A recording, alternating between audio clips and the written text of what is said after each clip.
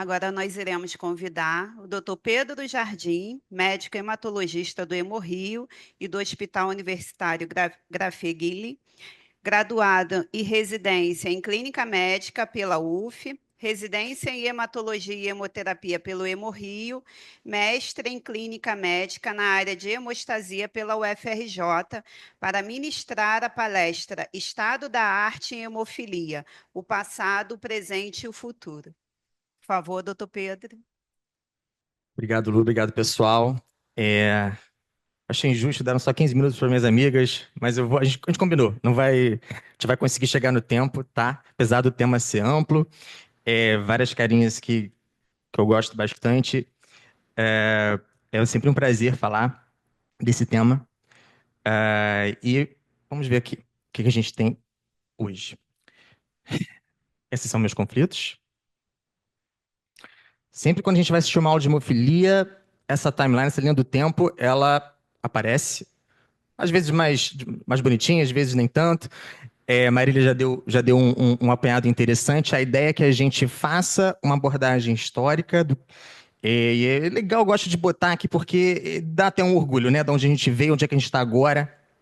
A ideia não é dar um tom repetitivo, mas aos poucos a gente vê e certificar do nosso programa e como que a gente pode se orgulhar dele.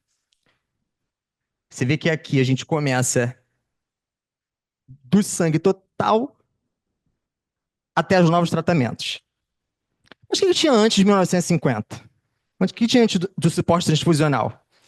Século II, Talmud, na Babilônia, já tinha registros de pacientes sangrantes, tanto registros em que, se você fizesse uma postectomia, uma circuncisão num paciente homem e ele sangrasse, podendo até culminar com óbito, e se ele tivesse um irmão e acontecesse a mesma coisa, você não teria que fazer isso um terceiro filho.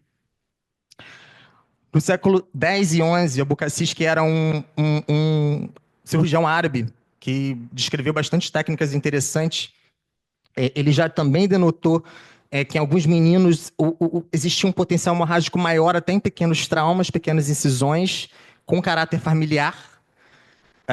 Em 1803, o John Otto, um americano, fez a primeira descrição moderna da doença, com uma disposição materna no padrão de herança. Em 1828, surge o termo hemofilia, né? É publicado pela primeira vez o Frederick Kropf, que é um suíço, que o primeiro termo foi hemorrafilia, e aí foi juntado para hemofilia, que seria um amor, uma afinidade ao sangue. Wright, em 1893, com o avanço, né, da questão laboratorial, denota um tempo de coagulação prolongado em amostras de pacientes sangrantes. Hemofílicos, né, já tínhamos esse termo. E com o advento da medicina transfusional, em 1930, foi fazendo esse procedimento cada vez mais num paciente que sangra. A primeira descrição de um menino sangrante com 12 anos foi no final do século XIX, mas em 1930 já estava estipulado essa modalidade terapêutica. E Pavlovsky, em 47, descreve a patogênese da hemofilia, A e B. Ainda falando de século XIX, antes de chegar aqui, de fato, então a gente está aqui, a gente tem que falar de Rainha Vitória, né? Do trono inglês dos anos 1800, uma das portadoras mais famosas da humanidade, e era muito comum arranjar casamentos, né, em vários tronos, várias casas reais da Europa, e ela teve um filho hemofílico e duas portadoras. Essas portadoras tiveram filhas portadoras também que se casaram. Essa é a mais famosa que foi para o trono russo e teve o Alexei, e no trono espanhol também temos registros interessantes da hemofilia. Então, uma doença real. Para os fãs de streaming, a hemofilia ela tem um pano de fundo bem interessante. Não é o tema principal dessas séries, dessa dica cultural aí, mas é muito interessante ver como que a hemofilia foi retratada no início do século passado, do século XX, numa Rússia paupérrima, pré-revolução, como é que o Alexeizinho tratava a hemartrose dele, era bem interessante vocês verem, não vou dar o spoiler. E a história de sociólogos mais famosos e relevantes da história do nosso país, no final do século passado, numa época recém-democrática, num SUS recém-nascido. Muito interessante. E toda a militância por trás disso. Essa é a linha do tempo de novo, vamos um por um. O Dr. Luiz comentou do crime precipitado, comentou não, falou bastante sobre o crime precipitado. Eu só queria citar, então, que em 1964, a Judith Poole, né, americana, ela descobre o crime precipitado, né, que é um componente a partir do descongelamento do plasma frio congelado, rico em 8 Von 13 fibronectina e 1 fibrinogênio. Tá? Então, a aula dele foi mais no cunho de fibrinogênio e ele mesmo citou que é uma modalidade defasada para hemofilia. Tá? Não se faz mais isso. Mas foi muito importante para a época, né? Porque a gente não precisava mais fazer sangue total, transfusão. Indo para a década de 70, grandes descobertas que foi o isolamento da proteína deficiente, né? A liofilização do 8 e do 9, a descoberta de inibidor de complexo protrombínico e de imunotolerância. Muita coisa já acontece muito na década de 70. Então, esses são os primeiros fatores disponíveis, todos por processos, né, derivados de plasma, crioprecipitação. Os países escandinavos da Suécia, né, a doutora Engel, ela foi uma pioneira em profilaxia. Ela descreve aqui pela primeira vez que dar fator 8 a despeito de um evento hemorrágico, né, o que é o termo que a gente usa para profilaxia, ou seja, não fazer o fator, não esperar um evento hemorrágico para fazer esse tratamento, teve como desfecho uma deshospitalização, melhora da qualidade de vida e menor duração de hospitalização. E aí, como esse paciente já teria que ficar fazendo o fator, teria que ter um vínculo maior, já que ele teria que ter um tratamento, uma profilaxia, os tempos tratadores viram que precisava de um apoio multi, né? E a sugestão seria justamente não só com o médico especialista, seja hemato, dor ou clínico, mas também enfermeiro, família, fisioterapeuta, dentista, assistente social, farmácia, psicologia e ortopedia. Complexo protrombínico chega também um derivado dos fatores de vitamina K dependente, né, que tem 2, 7, 9, 10. É importante para quem tem a deficiência de algum desses fatores, mas principalmente pensando numa hemofilia com inibidor, porque foi descrito já nessa década, um agente bypass, ou seja, se eu tenho um anticorpo antifator 8, eu poderia usar essa outra via para controlar um sangramento. Já em 77, o Lancet publica os primeiros flertes com relação ao o conceito de imunotolerância, né, que foi muito explicado pela Cris, que é você expor um antígeno, né, saturar aquela proteína, tem um anticorpo antifator 8, então eu vou dar bastante 8 para ele, para fazer imunotolerância, a gente tentar voltar a responder. E seria uma coisa bem interessante, porque, como foi dito, quando eu faço um bypass, eu não consigo estimar um nível hemostático, né? Porque eu sei que eu tenho o meu fílico A, eu preciso operar, eu tenho que levar 80%. Com um bypass, eu não consigo estimar se estou chegando ali perto. Por isso que tentar voltar a responder aquele fator deficiente é bem importante. Chegando à década de 80, os genes do fator 8 e 9 são sequenciados de conhecimento de todos, é o advento das principais infecções virais, o HIV, e aí a gente é obrigado a disponibilizar métodos de inativação viral para os nossos hemocomponentes. Então, essas são as descrições, as publicações de descrições, Kurak e Div para o 9 e a Geister para o 8. E aí a primeira descrição do New England de 83, em pacientes com hemofilia clássica que estavam com déficit imunológico celular. A gente não sabia o que estava acontecendo ainda, e havia um vírus que ia causar uma imunidade celular e todas as consequências que o HIV traria para esses pacientes.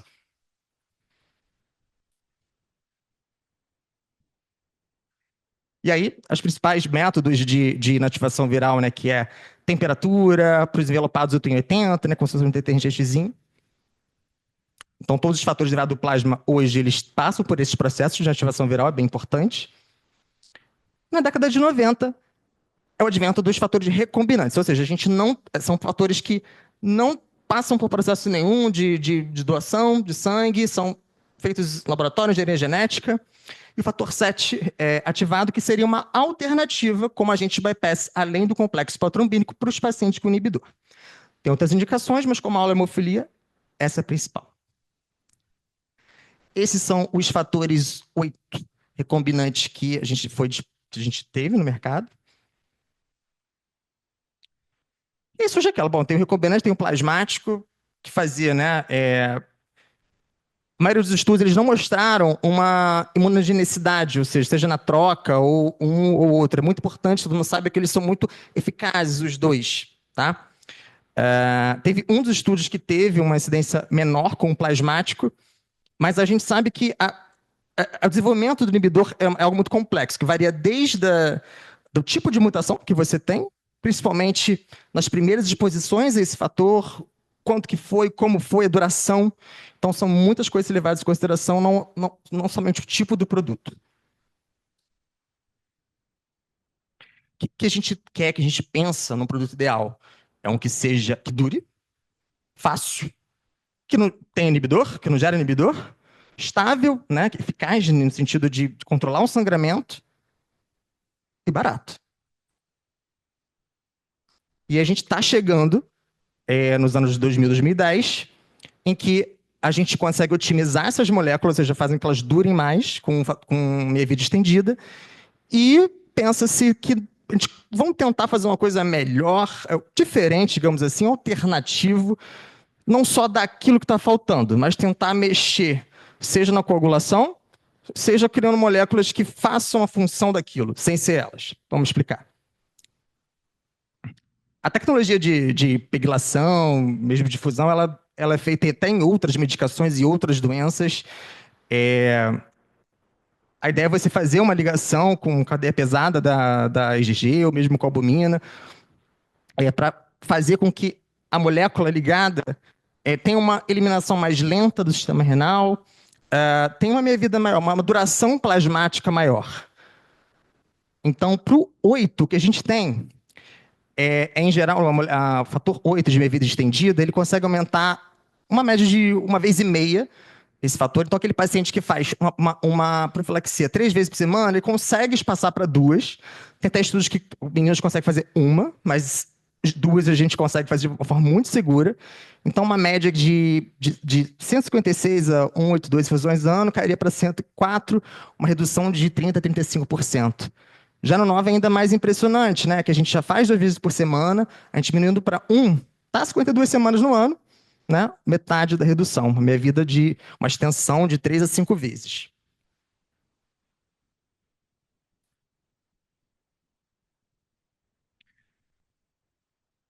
A professora Ana Clara também já falou ontem das novas tecnologias, mas para citar, né, o que a gente tem hoje, o emicizumab, que é um anticorpo biespecífico, ou seja, ele tem 2 sítios de ligação, com o 9 ativado e o 10, e faz a função do 8. Então, ele não é um fator 8, ele é um anticorpo, ele vai agir onde o 8 está lá, porque ou eu não tenho, ou eu tenho um anticorpo que está inibindo ele.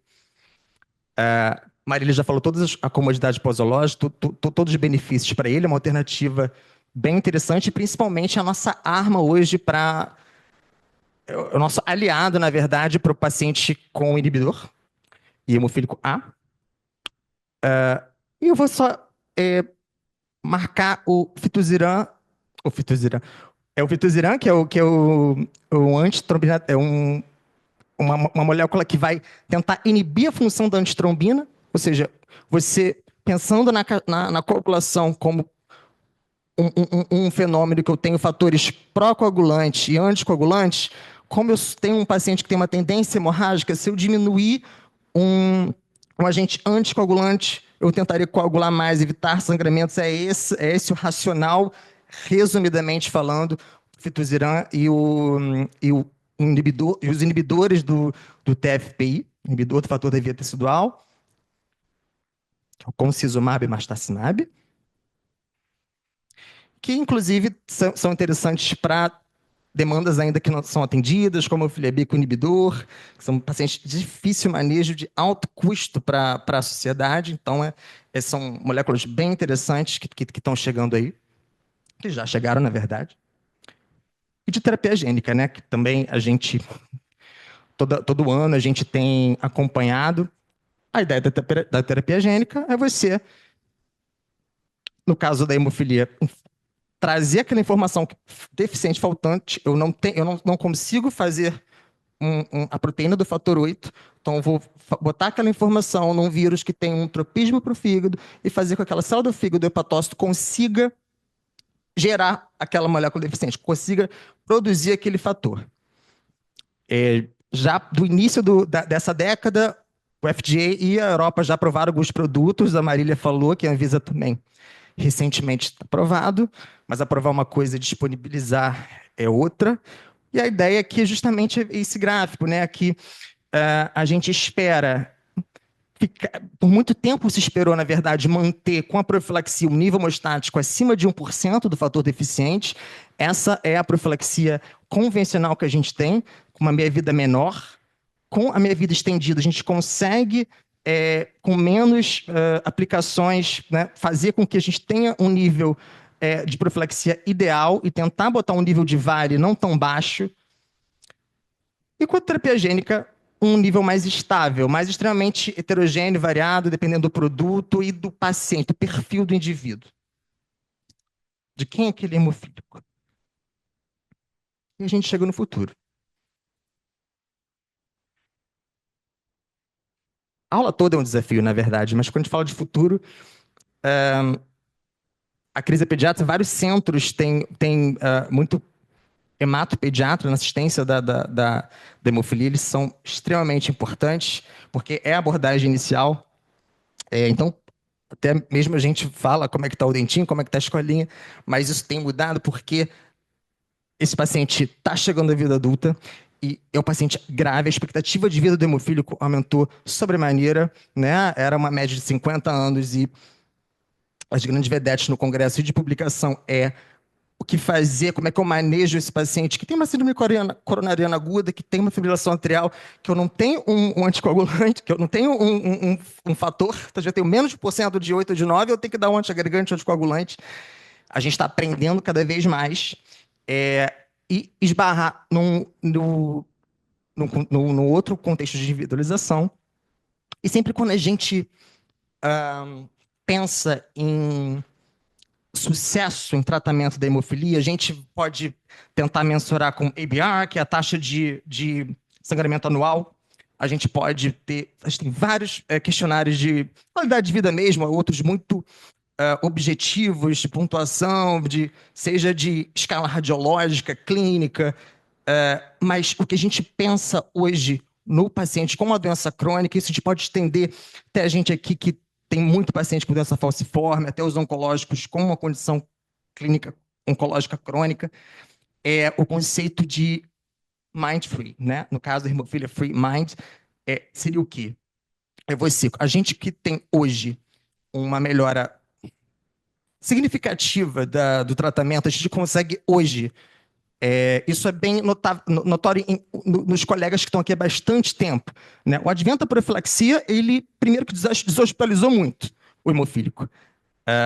Quem trabalhou aqui desde antes de 2010, o SPA era cheio de hemofílico. E quando eu falo 2010 é ontem, né? A profilaxia, infelizmente, é adolescente ainda pra gente, 2010, 11, 12. Mas a gente consegue ver, notório, é evidente a melhora. Então, os pacientes estão chegando melhores fisicamente, a gente pensa, claro, em artropatia, mas é mais do que isso. É um ganho que você, conseguindo controlar o sangramento, essa artropatia, a dor e a carga, né, o peso que a doença tem, burden, ele consegue ter uma mente livre dessa condição a ponto de não trazer nenhum prejuízo laboral, familiar, afetivo, e conseguir andar para frente com a vida, né? É o que a gente pensa isso. Agora convido vocês com todos os pacientes que vocês têm, né?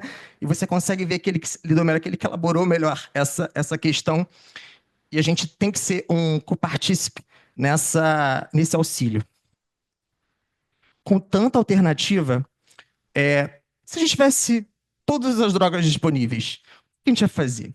Né? Então, cabe a gente, eu vou falar no próximo slide, que são as considerações finais,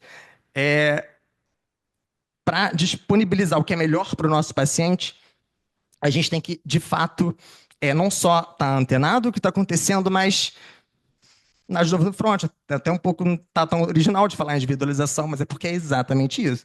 Né? A própria terapia gênica, né, que a gente, quando a gente fala de doença crônica, alguns pacientes eles não ficam satisfeitos com o controle, eles querem cura, mas, às vezes, às custas de quê? Né? Às vezes traz uma toxicidade muito grande, uma disciplina que ele não vai ter, seja de um acesso, de uma disponibilidade de pegar um transporte, ou se ele tem uma condição no fígado, e várias outras variáveis que a gente tem que ser levadas em consideração. A gente quer isso, né? Um tratamento eficaz, seguro, fácil, barato e principalmente para todo mundo, com garantia de acesso. E a gente tem que a gente consiga ampliar conhecimento desde a fisiopatologia, do mecanismo de ação dessas drogas novas e dos seus efeitos para a certificação do benefício clínico. A gente sabe que as novas terapias elas estão facilitando a profilaxia e a individualização do tratamento. Acompanhar as novas terapias nesse período pós-comercialização, a gente está bem, é o futuro com o presente, a gente está, provavelmente essa aula daqui a 2 anos vai ser totalmente outra, e a gente fica muito feliz com isso. E, na verdade, não só guidelines, mas estudos cada vez mais robustos, né, com evidência, para o manuseio desses novos tratamentos, baseado seja na experiência dos colegas, né, são doenças raras que a gente está comentando aqui, mas é isso, a gente vai sempre estar falando de como é que é o manejo cirúrgico, como é que é o manejo de sangramento, como é que é o manejo das comorbidades cardiovasculares. Obrigado, gente, era isso.